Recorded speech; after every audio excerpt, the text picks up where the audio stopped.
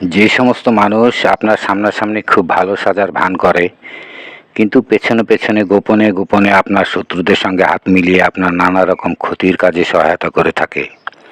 আবার এমনও লোক আছে যারা সবসময় আপনার ক্ষতির চিন্তাই করে এসেছে, তারা এবার প্রকাশ্যে নিজেদের চেহারা দেখাতে আসছে। প্রিয় মকর, ক্যাপ্রিকন পয়েন্টে আপনাকে স্বাগত জানাই। যদি এই চ্যানেলের ভিডিও প্রথমবারের মতো দেখছেন, তাহলে চ্যানেলটি সাবস্ক্রাইব করার জন্য অনুরোধ থাকলো। এরই মধ্যে যারা সাবস্ক্রাইব করেছেন তাদের প্রতি অশেষ কৃতজ্ঞতা জানাই।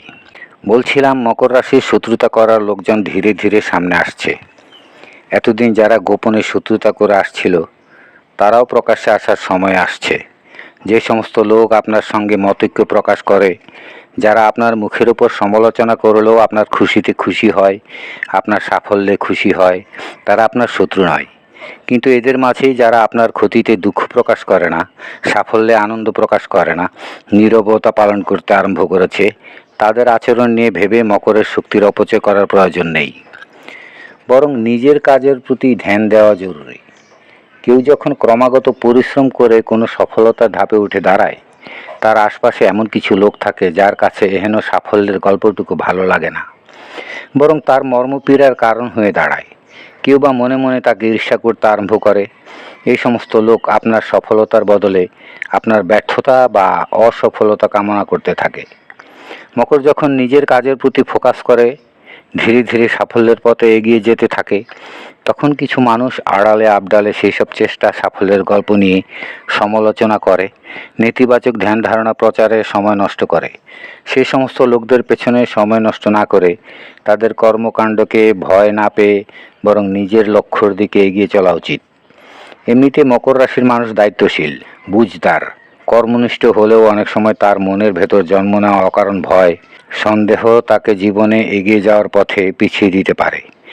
কারণ তার সাফল্য বৃদ্ধির সঙ্গে সঙ্গে তাকে ঈর্ষা করার লোক বৃদ্ধির সঙ্গে সঙ্গে শত্রুর সংখ্যাও পাল্লা দিয়ে বাড়তে থাকে।